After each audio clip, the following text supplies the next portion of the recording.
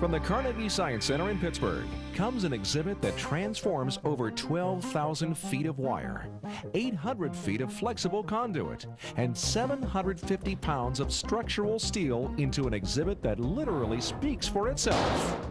Robotics.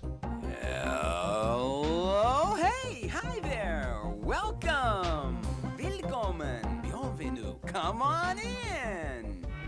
All right, folks, no pushing, no shoving, lots of room down front, keep it moving, keep it moving.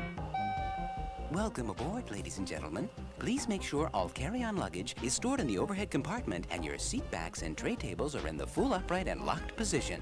Robotics features over 20 separate components and represents the culmination of nearly 3 years of hard work by a team of over 50 Science Center professionals, including exhibit developers Nancy Halutik and Artis Kleiber. We work with robotics experts not only here in Pittsburgh but also worldwide to bring together the latest and most interesting robots in a fun and non-threatening environment. Metallic surfaces, flexible conduit, and coated wires are balanced with colorful laminates to give the gallery a robotic yet inviting feel. Through various interactives, visitors compare themselves to robots. Both people and robots sense, think, and act to get a job done. But robots sense, think, and act differently than people. To illustrate this concept, we've organized the exhibit into color-coded thematic areas of sensing, thinking, and acting. Sensing exhibits are purple, thinking exhibits are yellow, and acting exhibits are teal. The large robots combine all three processes of sensing, thinking, and acting. The brushed aluminum sponsor signage offers ample room for sponsor recognition and leaves no doubt that you found the robotics exhibit. Meanwhile, an animated character named Sarcos, and we mean animated in every way, welcomes visitors to the gallery. Step right up, folks, and see the most incredible array of robots ever assembled in the Western world. This is Sarcos. Sarcos starts off our exhibit and looks like a person because that's what visitors look for. If you ask school children before they come to the Science Center to draw a picture of a robot, they always draw a human form, like C-3PO. Sarcos uses as many voices and personalities as Robin Williams to introduce people to the idea that form follows function in robotics. A real robot looks like whatever it has to look like to do its job. For instance, an exploring robot like Dante has a lot of legs for walking. But it hasn't got any brains. Walking into a volcano, it's the most ridiculous thing I've ever had. Yeah, and factory robots have arms to do stuff like spraying paint or welding cars together, like that big orange arm back there playing basketball. Hey, you on break or what? Sarcos' introduction lasts about 2 minutes and loops continuously. Come on over here and try. You can be a robot. Come on. Let me see. Come on. You can try and be. You could feel what it's like to be a robot. Would you like to be a robot? Sarcos isn't the only outspoken exhibit in the gallery. This feisty fellow reminds visitors that even the simplest human tasks can be quite a handful for a robot. What if you had to build a robot that could tie shoes? Let's see. It'd need 2 arms, some kind of fingers, eyes to see what it was doing. Oh, it'd have to be able to feel the laces. You'd have to write a program with all the steps. Hey, tying your shoes is supposed to be simple. Pretty tough. A robot can't see what it's doing. It's maybe got 1 arm, probably doesn't have any fingers though. And even if it did, it doesn't have any sense of touch, so it can't feel the laces. What a life, huh? Not so easy being a robot, is it?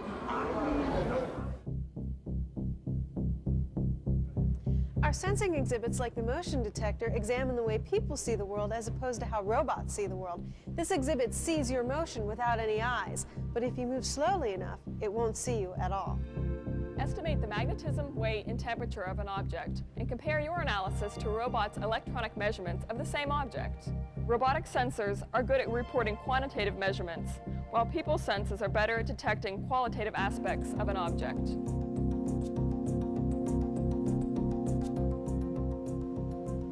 Robots follow precise instructions in a program in order to complete a task. Try programming a friend. Build a machine on this side of the table and give your friend precise instructions on how to build that same machine on this side of the table.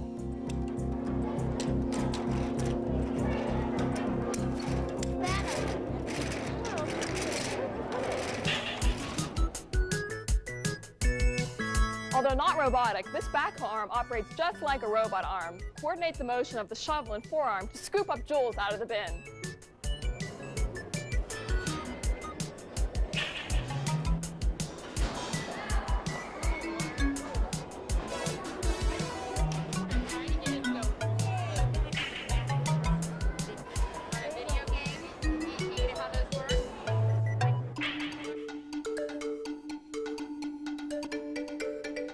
We took this industrial robot from its usual job of spot welding cars and taught it to shoot hoops in order to demonstrate its speed, power, and its accuracy.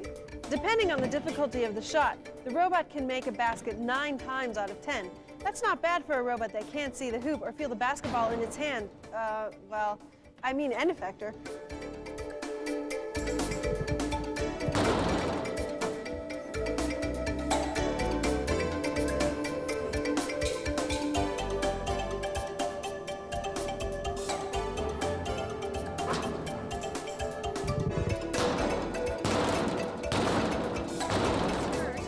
Now it's your turn. Which direction do you think you want to take it? Up, down? I move it up. The visitors get a chance to control the robot using our touch screen. They can choose buttons, moving the robot up and down or left and right. Then they press the shoot button to see if they've programmed the robot properly. Ready? Oh! They still get 2 more tries. Okay, now, what do you need to do? How do you want to adjust it? I want to move it to the right. Okay, let's see what happens when you move it to the right. Move it to the right. Move it to the right. Want to move it just a little bit more? Okay, now see what happens.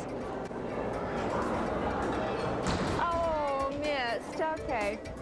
So what do you think you need to do to correct that shot? Move it back to the left. Okay, let's try that and see if that works. There we go. Shoot. Oh, good shot, good shot. In between visitor control sessions, the robot spotlights some of its finer skills. Science Center goers might be surprised to learn that robots are capable of more than just stiff mechanical motions. This arm's movements are a graceful pageantry of precision programming, choreographed in a series of ones and zeros.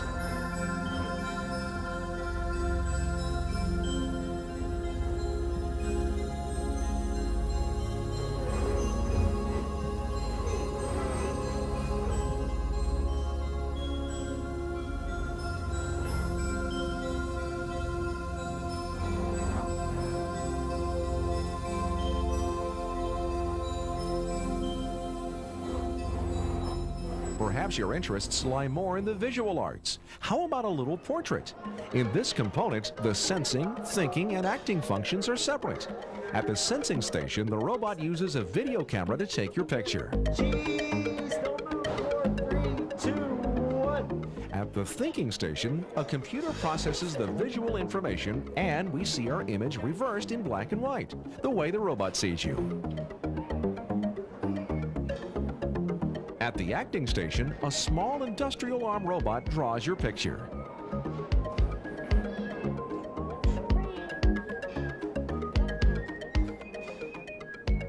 The Fander is one of several mobile robots that will be in an area for visitors of all ages to explore. The Fander moves across the floor by following a white line. Visitors control the motion of the robot by changing where the line goes. The Fander offers visitors the opportunity to control real working robots while learning about sensors.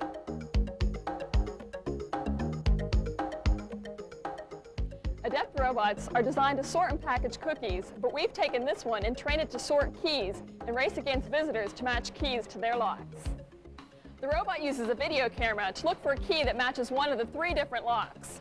Although the robot's vision system is quicker than human vision, it doesn't always win.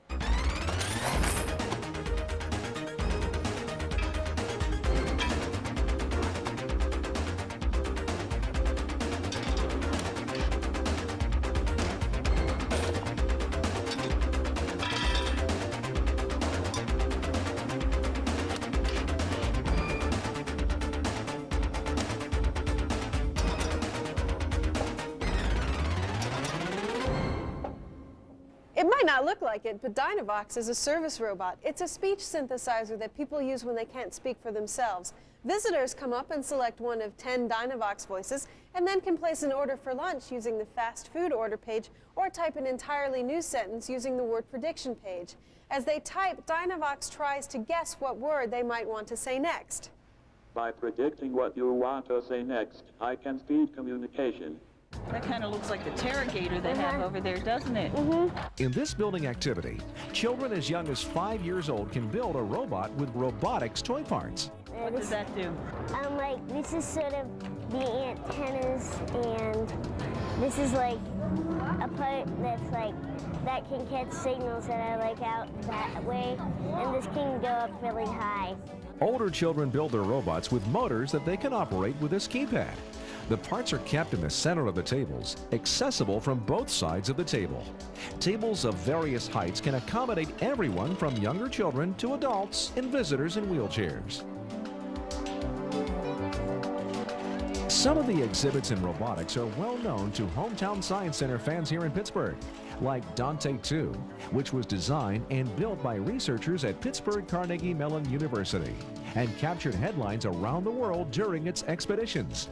This is the real Dante 2, which walked into an Alaskan volcano while being controlled from over 80 miles away. You can examine the daily details of its NASA-sponsored mission and move one of the legs up and down. Another robot with Pittsburgh roots is the Terragator. Terragator is the first robot to drive itself. This self-navigating robot used sonar to see where it was going. You can play with Terragator's sonar system and see how easy it is to see with sound. This multimedia interactive features actual robot scientists from Carnegie Mellon University. Select a topic of interest and hear experts explain the process of developing and designing a robot to do a specific task. You have just entered the robot zone.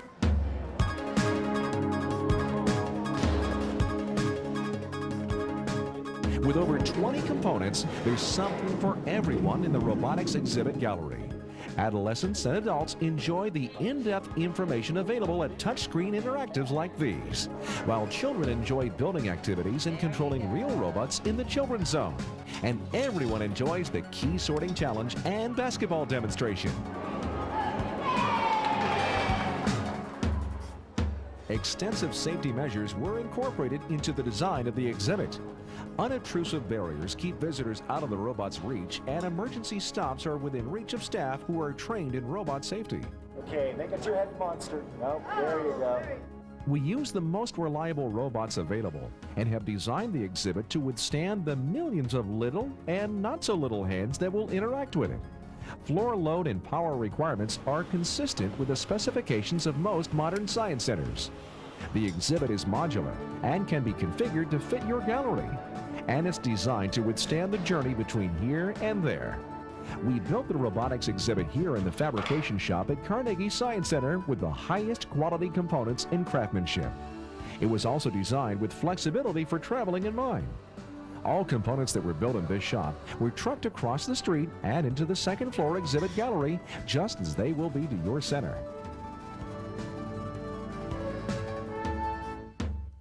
You may be wondering how successful robotics has been. Well, bottom line attendance is up 28%.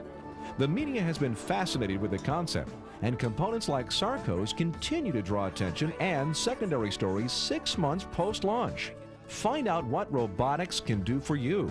For details and pricing information, call the head of exhibits at area code 412-237-3344. We've got them all, big and small. They slice, they dice, they lock, they chop, they do 1,001 things, and they're available only through this special offer to tour the robot exhibit. But remember, none of these robots can do as many different things as well as you can. They just run programs. All right, folks, that's all. Show's over, nothing to see here. Break it up, break it up.